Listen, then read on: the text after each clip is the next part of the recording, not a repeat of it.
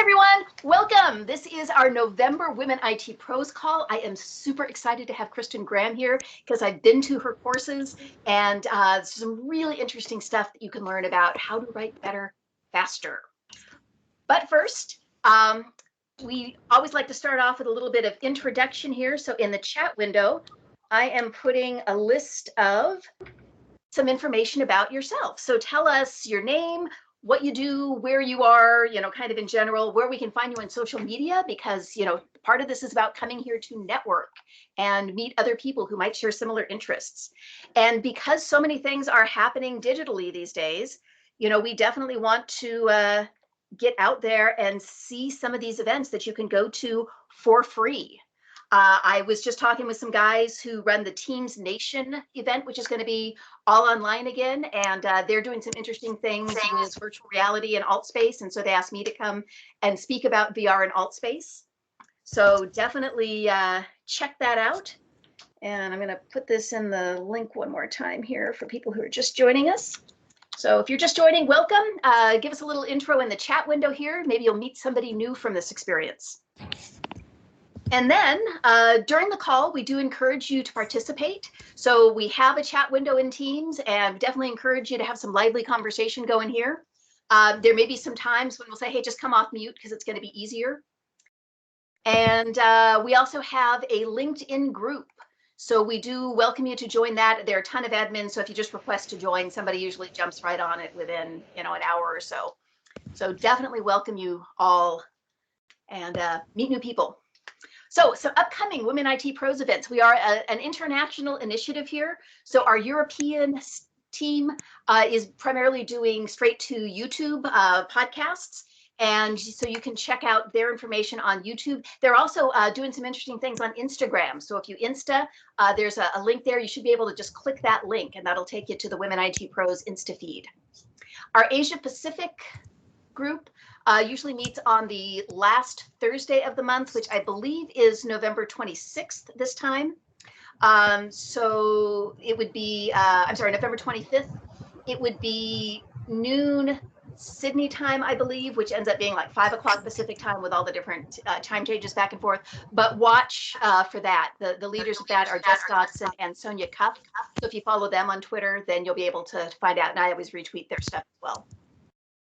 Then we have our next virtual reality meetup on November 26th at 9 a.m. Yeah, I know it's the holiday day after there, but we're traveling. But my husband said I could take my laptop and I could still run that because, I still like getting together. And hey, since you won't have work to do, you should just come check out virtual reality if you haven't had a chance to do it yet. And I've got the link to our Eventbrite site for that. And then our next US call with Teams is going to be on December 10th. And we have Natasha Chernesky, who's going to talk about telling your story with data. And I admit it didn't really click with me at first, but now I'm seeing it. Like if you really want to get through to the senior leadership, you got to have the data. And she's going to talk about that storytelling. She has a fantastic presentation, just love her to bits. So if you follow us on Eventbrite, you will see all of the meetings that we're adding there for the US and APAC region. And then, as I said, EU is on YouTube and Instagram. So check that out. You're welcome to any of the meetings anytime. Oh, yeah, see, Andy's giving an endorsement there for Nachos. Her name is Natasha Chernesky, so we call her Nacho. Her data presentation is fantastic. She's done it internally for Andy's call series. So if you're just joining us, please do throw a quick intro in the chat window. I will post again in there, some things that you can tell us so that we can do a little bit of networking while we're diving into this topic here. I also wanted to make a quick announcement. Ava Helen spoke at our August meeting in 2020, and she did a really fantastic talk. She did a lot of research talking to men about how to be better allies and advocates for women. And her book is finally out. So if you go to her website there, eqinspiration.com, you can check out her book. She's sending me a copy. I can't wait to read it. And we do have a survey. I'll put the link in the chat window later. Please do fill out the survey. We'd love to get your feedback. We love to know, what we can do to make these meetings better for you. And just a quick disclaimer here. This is just an open source grassroots initiative. I do not speak for Microsoft, even though I happen to work for Microsoft. And most of the Women IT Pro organizers do work for Microsoft, but it doesn't have to be. If you want to start your own Women IT Pros meeting or your own community of practice to bring women together in your technical fields, let me know. This is a very broad initiative here. So with that, I'm going to introduce our speaker today. Kristin Graham is a former journalist and a global speaker and strategist on amplifying your internal superpowers. I love that. So 20 years leading culture, training, communications at global companies, most recently at Amazon. And she is someone who follows all the latest brain science, psychology, and habits. So Kristin, I am thrilled to turn things over to you. Take it away. Thank you, friend. Of course, I am sitting here trying to toggle all my technology. Everybody tell me if that looks okay. How's that looking? Perfect.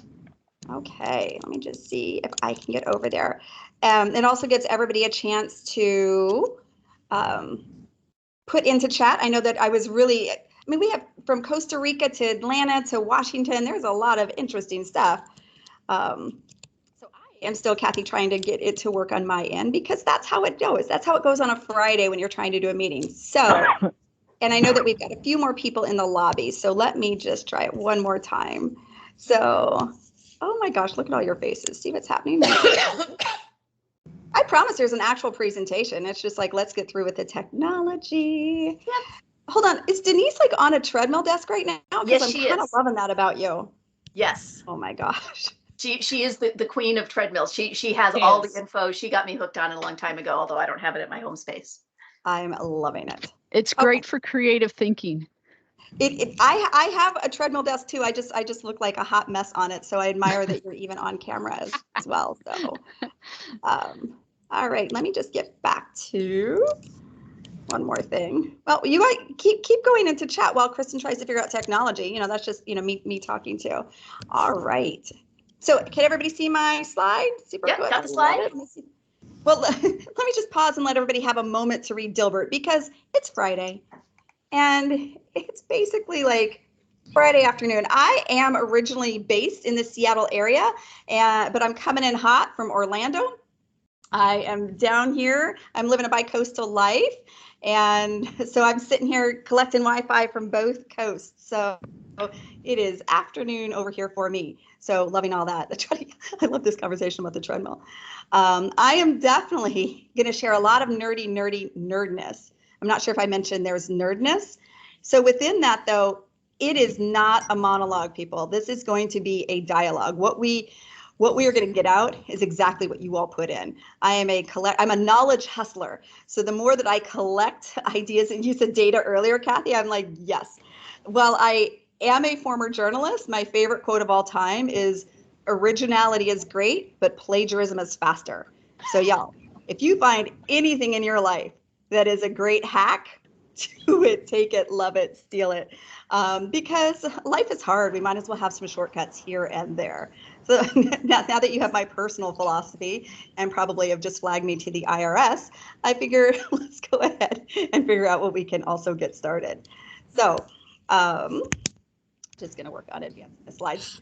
So we are definitely going to be talking about how to write better, faster. And I don't just mean writing, but I mean all of us, whether it's with our thumbs, right, our scrolls, there is a lot of writing in our time.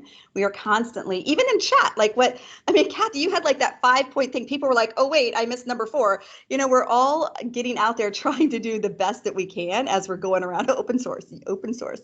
So what I'm going to tell you, though, from this perspective and the takeaways today, it's the objective in any communication, but certainly when you're talking about business communication, which a lot of us are, because that's the part where we want to be faster. With my friends, I'm all sorts of leisurely. 2-hour talk, absolutely. But at work, it's like, let's go, mama, we got to keep moving. So the objective that I want to make sure that we're putting forth today is really around helping our audience feel smarter, faster.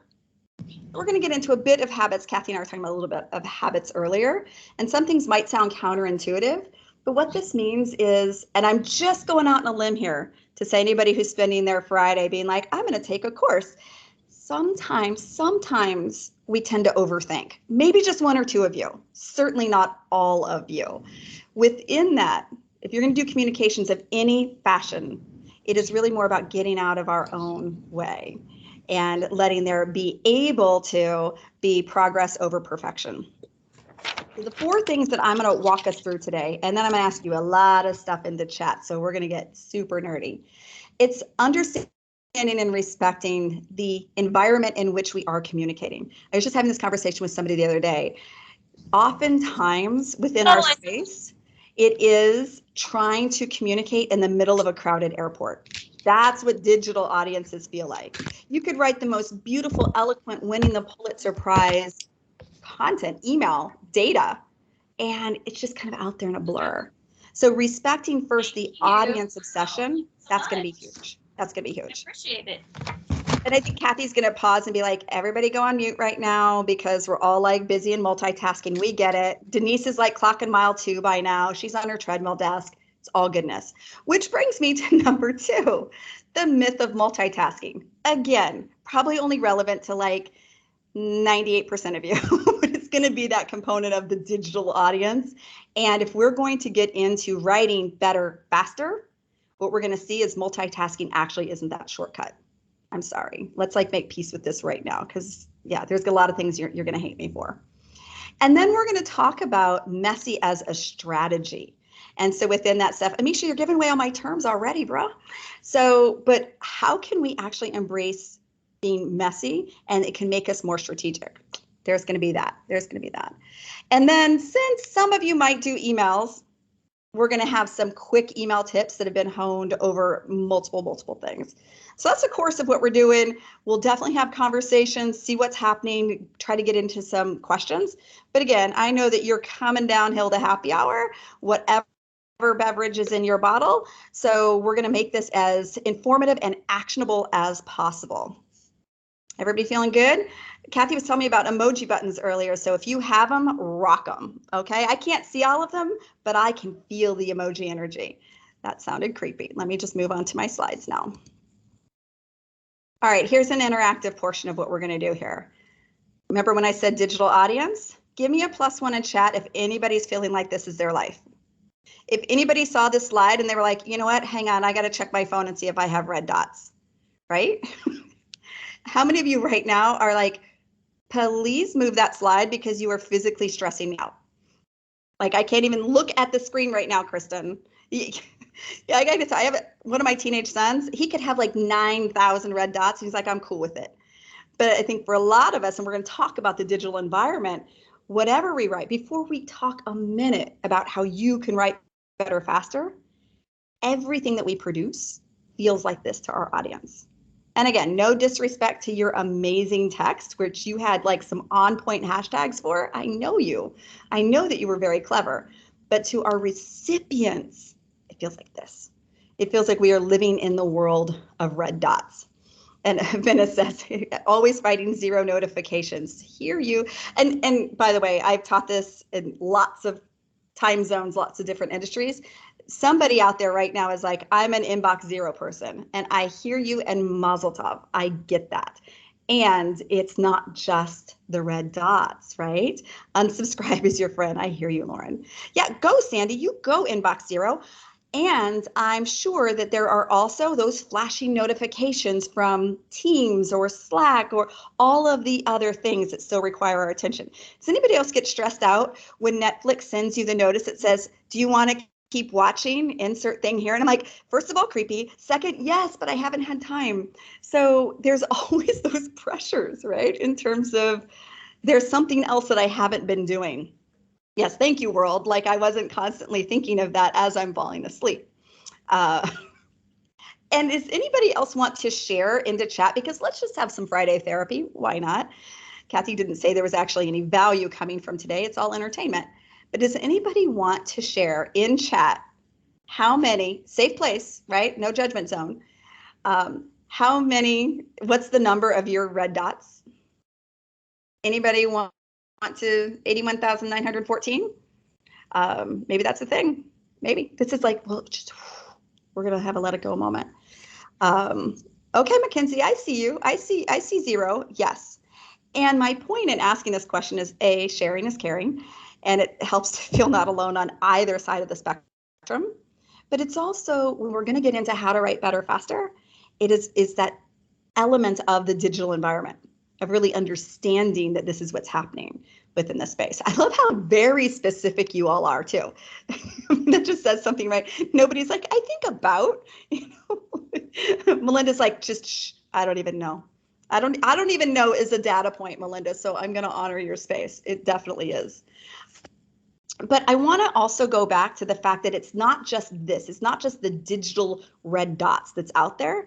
It is the fact that, and give me a +2 in chat if anybody walks into the room and forgets while you're there. And before you, and we either go to A, I need more caffeine, or B, man, I'm getting old. Oh, +2,000, Kelly. Okay, I see you. That is actually part of brain activation. For some of you who know me, I study a lot of the larger scope, but I want to give some credit to our brains right now in terms of why they're doing the job that they're doing. So for all of you who are drawn into the red dots, when you're feeling like, man, why can't I just stay focused? If anybody's taking this class, they're like, please fix me. Please help me understand why I am Pavlovian when it comes to my phone. When you go to just check, right? Let's see what the weather is like outside. And 27 minutes later, you're like sitting here clicking on all of your dots. It is actually because, my good friends, since we're in therapy, we already talked about that. It's because your brain is doing exactly what it was wired to do. Your brain synapses is always there to scan the horizon, and in this case, the digital horizon, to be thinking about what needs our attention. It's like my rescue dog every time Amazon drops off a package, which is every other day, let's just be honest. Even though since the pandemic, that Amazon truck has been coming on a regular basis, my dog is still like, this is new, and I need to alert everybody about it. Friends, that's what our brain is doing constantly in our digital environment. And it's rooted in science, because our brains are here to protect us, to minimize risk. And so when it's scanning the horizons, and here's another thing, if anybody wants to have some more therapy right now, count how many digital devices, if we were to do desktop yoga, look at me doing yoga, I'm so flexible, right? How many digital devices can you touch? That means your monitors. I was talking to a group last week, and I think somebody had 7 monitors. That was the highest one. But Lauren's already coming in hot at 8. I see you. But how many digital devices are within reach right now? And the reason I'm telling you that is because our brain is going to be scanning our horizons to say, what do I need to know? What might I be missing? What's that sale? How many of you open multiple browser windows as a way to be your own mental to-do list, right? I got you. In fact, if anybody wants to share inbox 0, friends, how many open browser windows do you have right now? Here's my trick for the rest of you who are feeling bad about that. They're usually either their desktop is really cluttered, right? They have a gajillion Post-it notes. I'm a Post-it note person, so that's said without judgment. Or it's those browser windows. Have you ever been in the middle of writing an email and just said, I'm going to quickly open like 14 browser windows just to remind me after I do this email, and then you like dig into one of the browser windows and you forget all about that email? Hold on. I'm getting myself all amped up on this conversation, right? Oh, look, Mackenzie, and I'm pretty sure you were an inbox 0 person, right? Post-it note. See, friends, we're all in this together. It's a thing. So cognitive psychology is really centered around that red dot in terms of why is our brain distracting us? Because it's an overachiever just like you.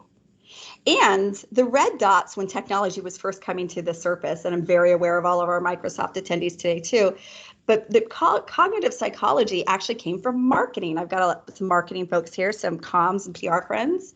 And in the very beginning, the dots weren't actually red. In some of the initial apps, they were blue, primarily because they were coming from Facebook.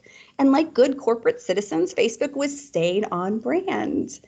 And what they were seeing is they weren't getting the stickiness. Non-technical term, Kathy, you're welcome. Hashtag WomenITpros. The stickiness of people returning. And they went to science and it said, change the color to red. Red is the color of alarm. It will activate the brain different. And think about it. What's the color of a stop sign? What's the color of a stoplight? It is also one of the most universally understood colors of recognition. So it's not tied to cultures and geographies. Red will primarily stop the brain and say, pay attention to this.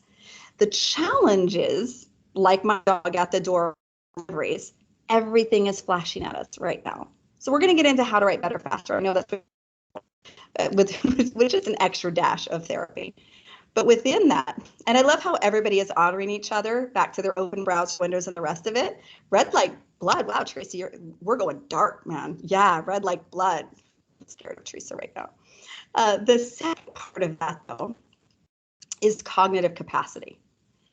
So if your cognitive psychology is always paying attention, because, right, some of you said eight or so devices, like you're the person who's got reminders for your reminders. You're the one that I want on my team because you're going to definitely have already sent me that thing.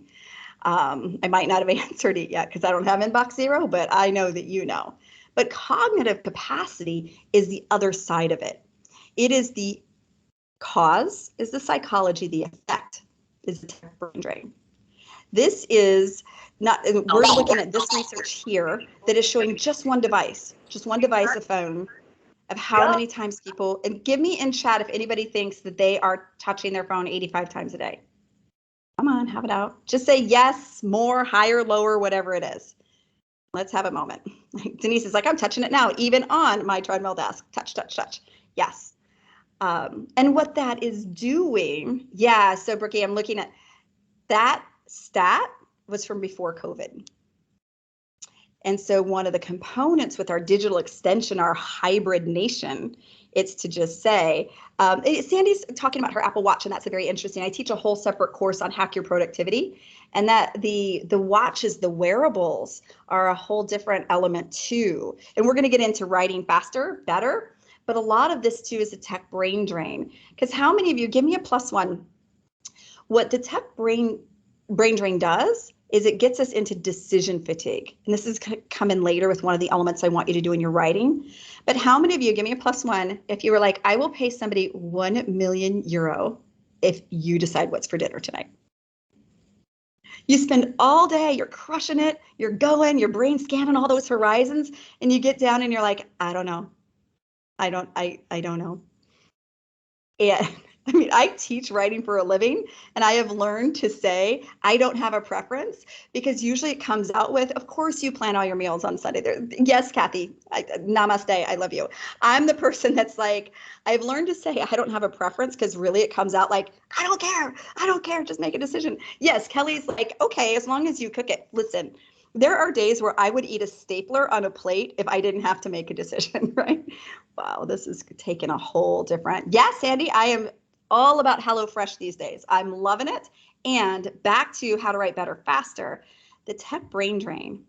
Remember I said the objective for any communication is to help our people, our recipients, feel smarter, faster.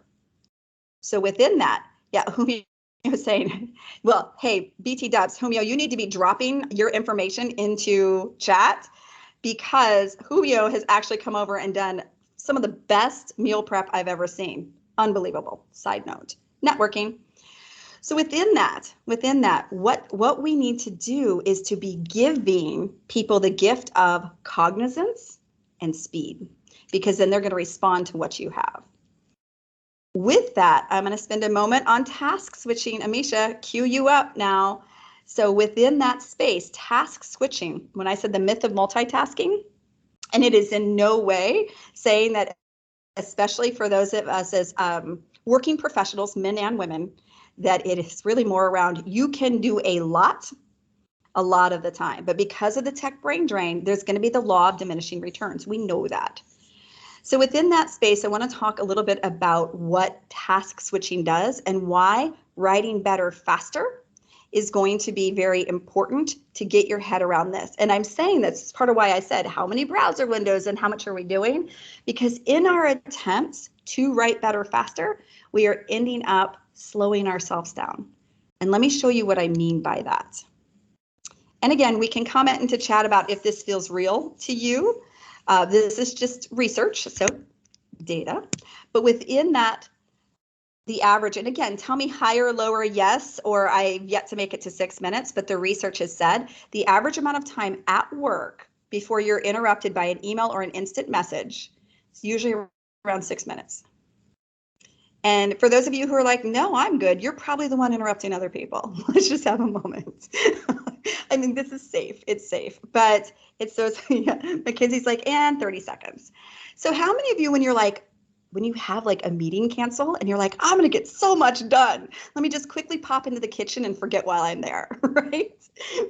But even when you're like, oh, I'm going to get so much done and you sit down and you're like ready to go. I'm going to show you an example later about your brain.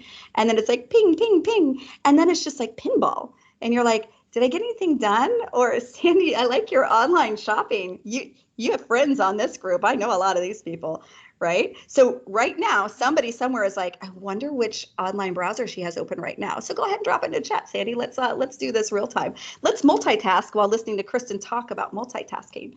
So I got you. I'm not above it. I'm not above it. So 6 minutes, we know that that's the average amount of how often we're going to be doing. Yeah.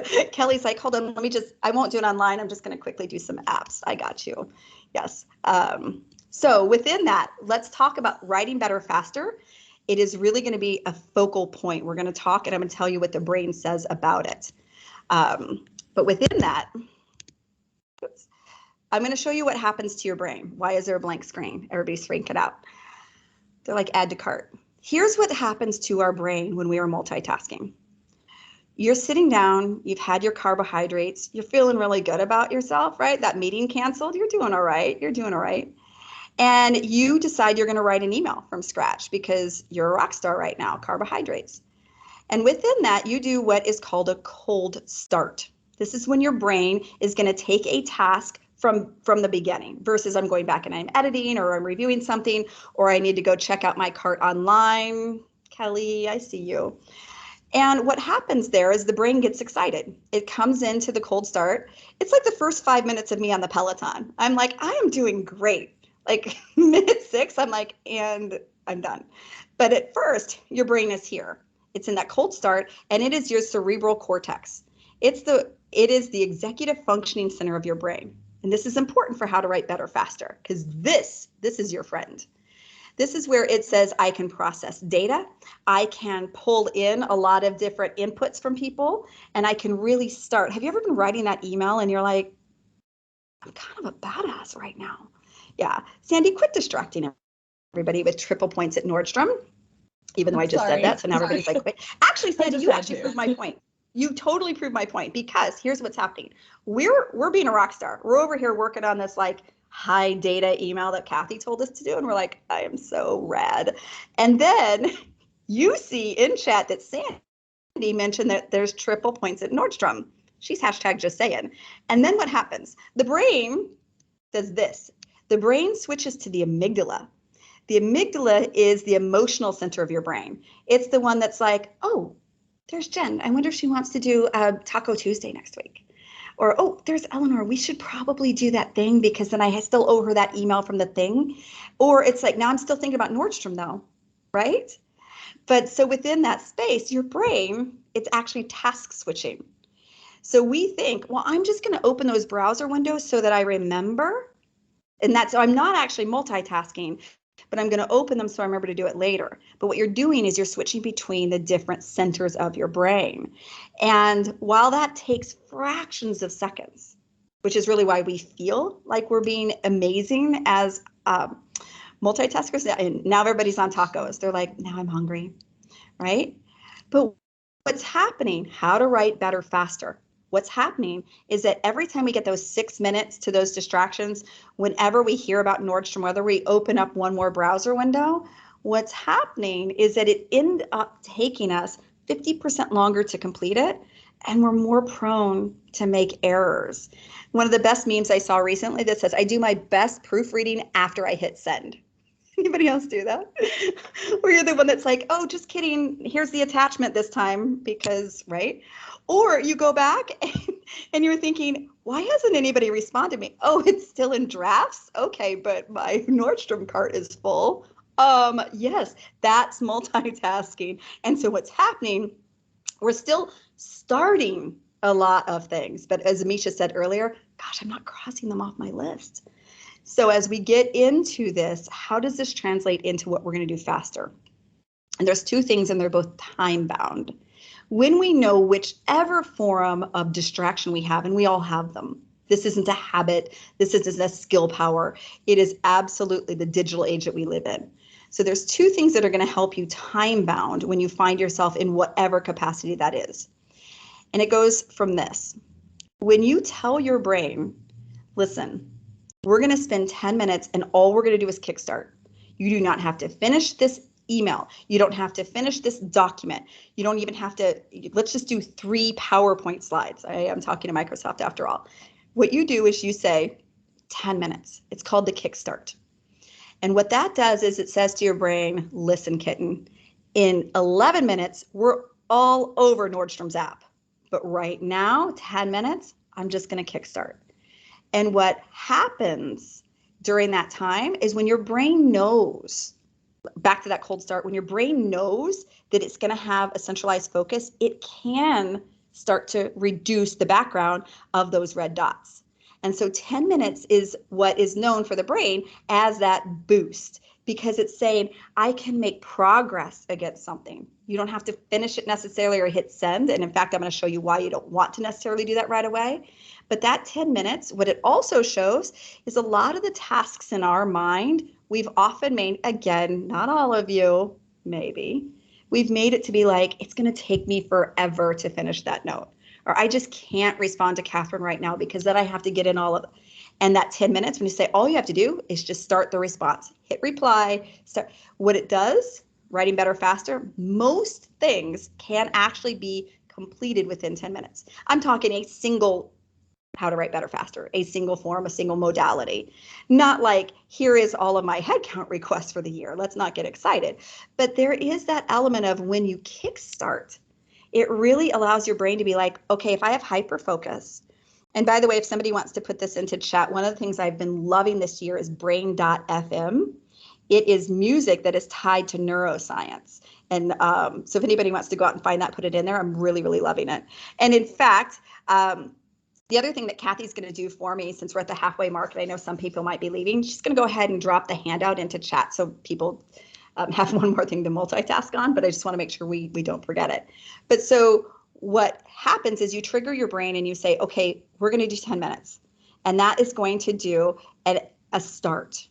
And then what Amisha was saying earlier, that gives me mental momentum. Even if I didn't cross it off my list, I'm like, I started that reply to Catherine. I pulled in some of that data, and then it doesn't feel like now all you're telling your brain is, I just have to finish it, versus I have to start it, I have to do it, I have to reply.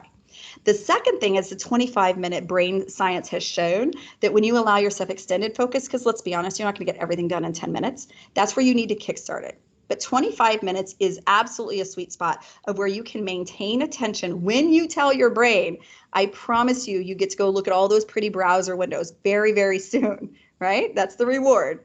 But 25 minutes is when you can make really good progress. But by then, you're probably going to need hydration, movement, all sorts of other breaks anyway. So, but 25 minutes, 10 minutes and 25 minutes become your two bookends to cognitive progression. How are we feeling? How are we feeling? Oh, it's a lot. It's a lot. I hear you. Okay, so any questions, comments? You want to come off? You want to put anything into chat? Anybody being like, this is making me sad. No, so Humio, because I love Humio. So that's an ampersand, not a plus sign. It's usually when you're looking at whatever task it is that you're wanting to accomplish, be like, do I want to right now kickstart it, or do I want to have an extended focus? Because putting them together, and now what you could do, though, if you have 35 minutes, I'm just going to go with what she said. You could say, hey, for 10 minutes of that, I'm going to kickstart this project. And then I'm going to switch and go over to 25 minutes of extended. I really like you allowing me the opportunity to clarify, because you can make progress in different areas.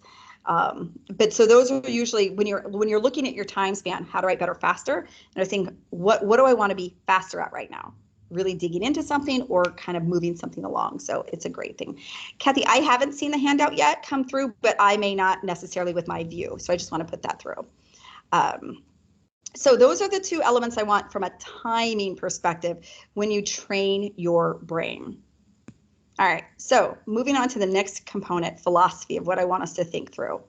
One of the most common things that overthinkers, and we know we've got at least two on the call, do is we think that our first draft has to be our final draft. It's like we're back in school and those blue booklets, you know, not all you online crazy kids, like where you had to write and all that stuff and turn it in. And has anybody noticed that whenever you start writing, you go back to your English class and you start using words and phrases and prepositional phrases and commas, and all of a sudden you're like, here's a semicolon I just dusted off. What we're doing is we're looking at that cold open. Remember that? And your brain starts being like, hey, let's try on Shakespeare today. And we start telling a bedtime story. We're like, once upon a time, there was a progress review meeting. 19 people showed up. None of them did their pre-work. Like all the project managers right now are like, that is for me. That is totally my life. But the point here is we try to make it linear. Or when we open our device of any type, we start then doing a mental book report. Oh, I have to submit this to Kathy, so I'm going to tell her what happened on Tuesday and why Mahir was out of town, and then over here, and here's this link. Let me go grab that link. Wait, let me open another browser window. And what we're trying to do by making everything final as we write it is we're not allowing our brain to capture the key things that are there. So I said in the beginning, the entire purpose of any type of communication is to help your recipient feel smarter, faster. So let's do an exercise in that regard, okay? This is going to be class participation. So all of you put down your mobile phone and your carts, and you're going to lean into your keyboard, okay? And so I'm going to say, let's say that Kristin was working on a communication. And I come forward and I give you the communication. And this is my communication. I want you to very quickly tell me, how many circles are there? Just throw it into chat, like immediately. Don't put it in a pivot table in an Excel spreadsheet. Okay. All the Microsoft people are like, hang on, I've got a hack for that. Wonderful, wonderful math people. I love it. One of my favorite t-shirts was like, I'm an English major, you do the math. Love it. Okay. So here's part 2. How did you figure out that answer? How did you figure it out? Put it into chat. You're grouping, you broke it into 3s. Yes, some guesstimated. I love it. Yeah, Amy leaned forward. She's like, I touched my screen. Oh, okay. Denise is like, well, I did it this way. And I came in. Yeah. Somebody else was like, well, it was like Hebrew. I did it backwards, right to left. Yeah. So look, some of you were 2s and some of you were 3s and guesstimates. Okay. So that was great for me. Amy, I'm just saying out of recognition, I touch my screen all the time. You want me to do something with numbers? I'm like, hang on. Carry the 1. This is all from recognition. So what I did there when I was communicating is I gave you Kristin's bubbles. It was all about me. Whereas if I had taken the same 12 and I grouped them, I structured them, I did it for you, how much smarter and faster would you have felt if I showed you on the right and then said, how many circles? You would have been like that person in traffic who figured out what that clever license plate said, right? And you're like, look at me. I just figured that out. So what we do so often is we give everybody everything. We're like, if it's interesting to me, it must be relevant to everybody else.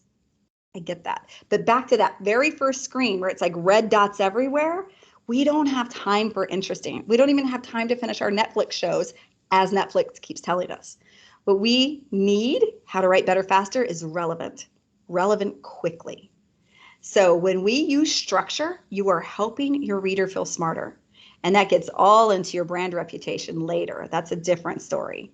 So within that, what's also equally important is when you are regrouping, when you're doing on the structure, you may not need 12. How many of us are much, much better? They went through, Kathy. How much of us are much better editors than writers? Yes, even those of us who do it for a living, for sure. And so what I want you to do is to lean into that, to actually use messy as a strategy. Because what we need to be thinking about isn't everything that's in our brains, even though we have kind of awesome brains. We need to be thinking about what does that recipient need when they have all those other bubbles. So within that space, what I want you to be thinking about as you're organizing your circles is, what are my mins? What are my most important next steps? So when you're coming out of those meetings where you're trying to get somebody's attentions or actions, and not even just professional, by the way, I use this with my mom. I'm like, we need to focus. Okay, the most important next step here is that you call my brother. So what are your mins? The most important next step, because you can have all the details, all the notes. That's great. Those are your circles. How do you organize it so that Denise on her treadmill, that's not going to get old, Denise, just so you know. So within that, it's like, what does she need to immediately know and immediately do? What is the most important next step? Yes, headcount is due on February 2nd, but what do I need to do right now? It's November. Help make people smarter, faster, and you will fundamentally be able to streamline not just what they knew, but how quickly they respond to what you need them to do. And part of writing better, faster is stripping out. When you start with, what are the most important next steps I need to communicate in this? You're already shortening a lot of your circles. Because all the rest of it, sometimes we're just trying to show our math. We're trying to prove our point. We're trying to demonstrate our competence. And that's all good. That's why we write messy. But it's when we revise, when you write messy, you're writing for you. You're getting it out of your brain. This is your version of all those browser windows. Everybody's cognitive capacity is a little bit different. For some of us, and I'll take myself for example, I'm one of those people, if I don't type it out, misspellings and everything, I'm going to forget it 9 seconds later. I'm the person who forgets why I walked in the kitchen. For others, my youngest son is like this. He'll be typing a sentence. He'll see that it was misspelled and he's like, delete, delete, delete. Now that drives me crazy. I'm like, what are you doing? And he's like, what's misspelled? I can't go forward until I know that that's corrected, because that's his brain's wiring. They are both fine. That's exactly what's happening. So within that space, writing messy, whether it's him deleting or whether it's me just throwing it all out there, that's for us. You want to write better, faster? Quit editing yourself from the start. Get it out there. Get it on the page. And then revise. Because writing messy is about you. And it's about what you need to portray. You need to just push out. Revision is about them. And you're like, wait a minute, Kristin, I thought you said this was how to write better, faster. Now you're asking me to take 2 steps. Yes and no. You are already doing all of those circles on the screen. All we're talking about is get them out, organize them, and as you do it, you might actually need fewer within that space. And it's also important to have that break. And by the way, the break could be as long as you walking to the kitchen, refilling your water, and coming back. But writing messy and revising activates your brains differently, because I want you to look at this. This is why we revise.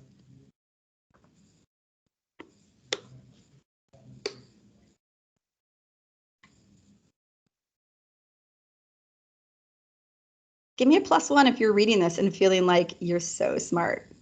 Yeah, Lauren's like, I've got another hack, Grammarly. Yeah, so this is our brain. And here's the other thing that I'm going to do. I know some of you are having trouble with the handouts. What I'm going to put into chat right now is my personal email. If you are having trouble with anything, you just email me. I'll get it to you. This is a gift with purchase. That way Kathy doesn't have to keep messing around with OneNote. I've got it. So within this space, this is why we write messy and then we revise. Because even if it's that 30-second lap around, yeah, Jennifer's saying our brains connect easily. Your brain is the original machine learning, right? It knows how to cut and figure out, because it's always scanning that horizon. So within that, it's really, really important that you write messy and revise. First, to catch your own stuff. And second, because it focuses on what does the reader, the recipient, actually need to know, not what was the bedtime story that Kristin was trying to tell them. And I think we all know that we probably produce too much. It's funny, I teach at the University of Washington a lot.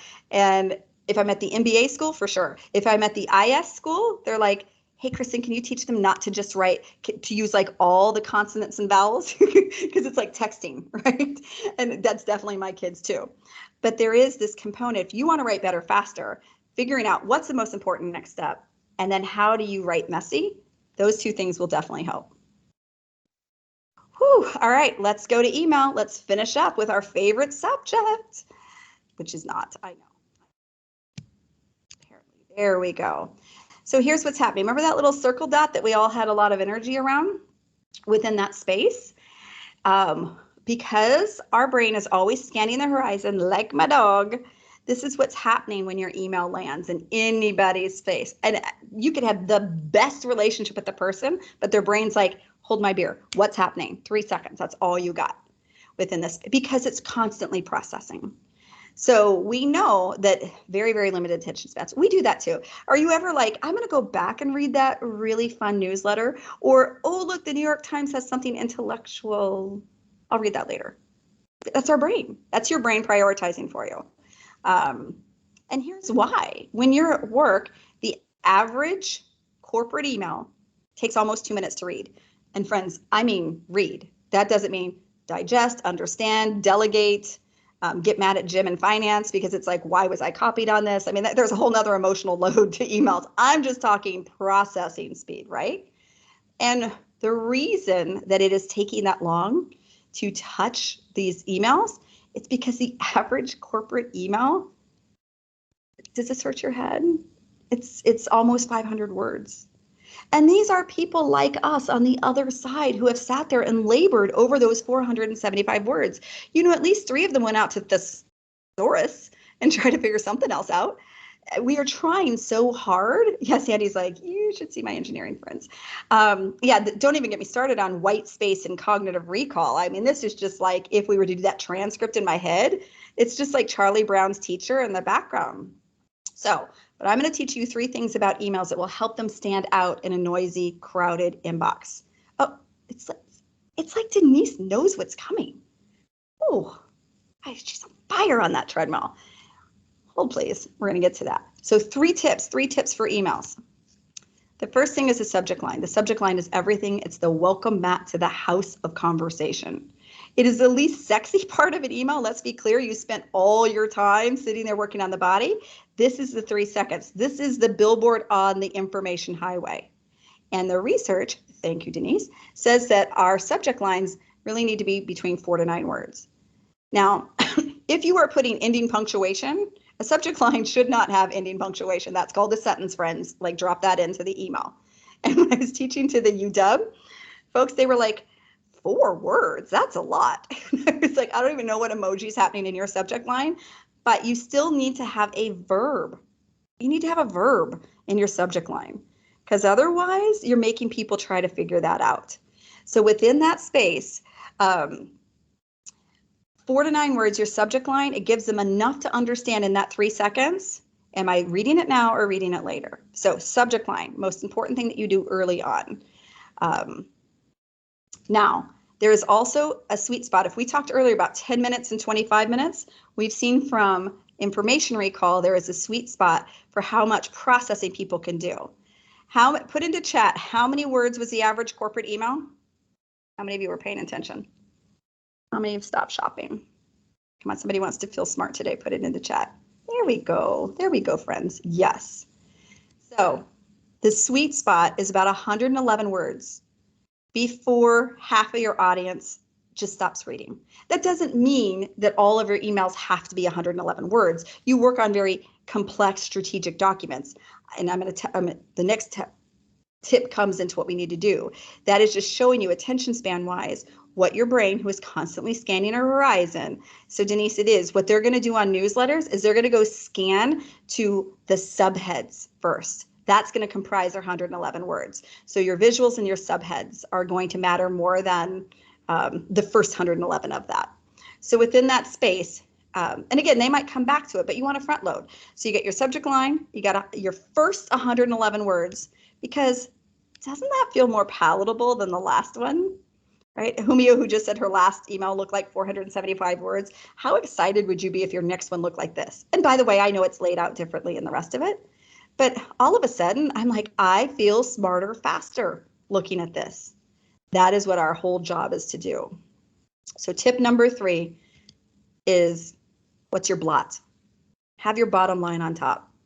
If you've already been writing messy, you're already revising, you're thinking about that structure, you know what your most important next steps are, then you already have your blot. And if anybody's ever served in the military, it's often called BLUF, bottom line up front. And it is absolutely that. Do not let them, this isn't a bestseller on Amazon, they don't get to the end and then think, ooh, that's sexy data. Tell them right up front.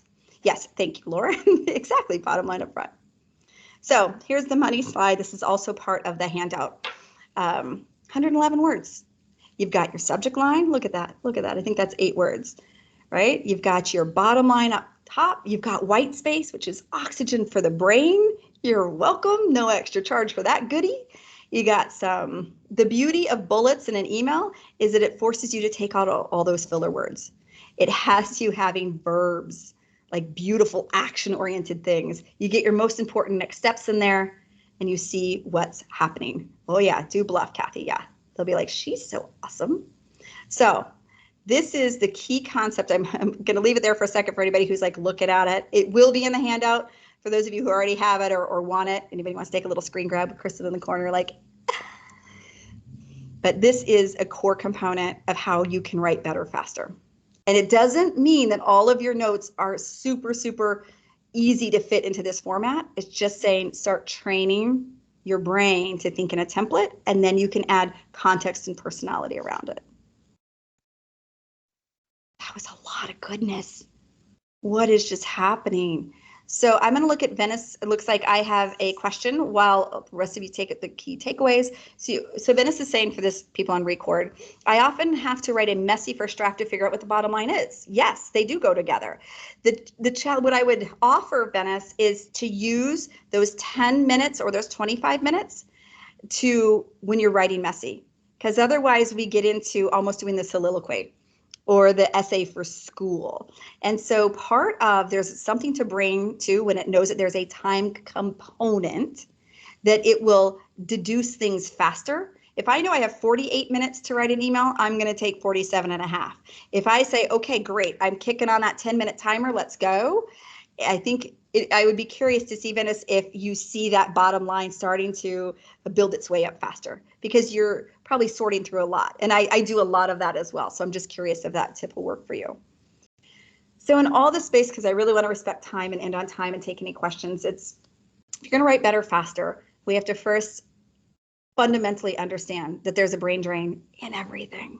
It just is. And so within that, if we can help people feel smarter, faster, then that is fundamentally going to help us figure out what's necessary quickly. And write messy and then revise. Give yourself the grace and the space, even if that space is 2 minutes, to come back to it. And I love Denise's comment here about doing sprints. That is absolutely something in productivity that is huge. So doing sprints gets that boost. It actually gets a cortisol release, a dopamine of, I just made progress on something.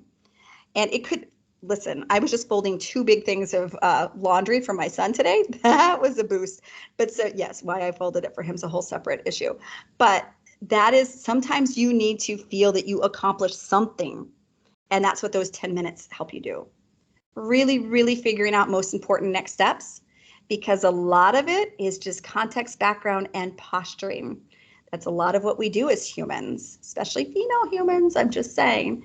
Really figure out the time-bound aspect of it, train your brain, and it will respond in kind. Your brain can be a muscle in how to write better, faster. And then when you're thinking of your emails, subject line, 111 words, blot. I would love heart emoji if you all would put what you're going to try into chat, because it's really fun to see what resonates, because all of us approach writing differently. So what is something that you're going to be taking away? And then I'm going to open it up for any questions or comments. All right, we're liking the blot, 111 words, mins. I know it's all like short and easy to remember. I did that on purpose. It's almost like I revised that. I love it. I love it. Questions, comments? Who's like, I still feel like I'm going to be super slow. I love it. I love Kickstarting. I love that you all are really paying attention to that, because there is something, and use it as the timer for sure. Because when your brain knows that it doesn't have to keep looking at the clock, because that's a distraction. So don't make it. Has anybody ever tried to do a plank and you're like, let me just keep looking at my phone and see, and only like 11 seconds have passed? That's what your brain does when you're doing 10 minutes. So put it as a timer. Okay, Denise, I see you. When you put it as a timer, your brain is like, oh, I don't have to take care of that anymore. And it can turn its focus back into writing. So, Lee, your podcast. I love it. Lee, you should drop the links to your podcast in there. Go ahead. Sandy had a question. Sandy has her hand up. Go. If I can just get my unmute to work. Hi. So I am actually, I would love to be able to invite you to present to CBO. So I pinged my manager, it's Cloud Business Operations, my org. And I pinged my manager with your contact information. So if you hear from Shirley Hong, it didn't come out of nowhere. I just really, I don't have any questions. I actually just wanted to really thank you. This is probably the most fun and engaging presentation that I've done in a long time. Now, keep in mind, I'm a communications major from the University of Washington, and so so this is like right up my alley. You are my people. Comms people, because there's a lot of them. Comms people, put your names into chat right now, just so Sandy feels the love. You too, Catherine. I consider you. And I'm a comms person in an engineering world, But been there. Just wanted to thank you. This was really great.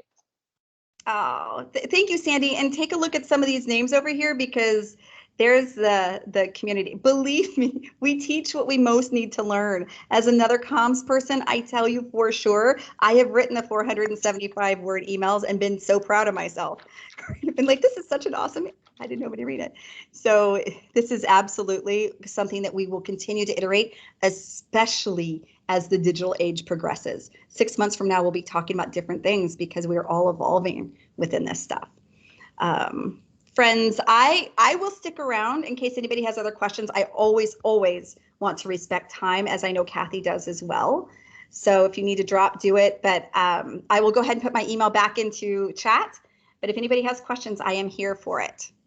And Lauren does have her hand raised, but let me go ahead and just wrap up the recording, and then we'll have, the after party and the discussion. We can hang out here. I'm not rushing off to another meeting today. So Kristin, thank you so much. I think we also have to have you back for how to create an engaging presentation, because wow, the structure of this was just phenomenal. So thank you. And thank you to all of you who showed up, because that's what makes this work. This is all about coming together for things.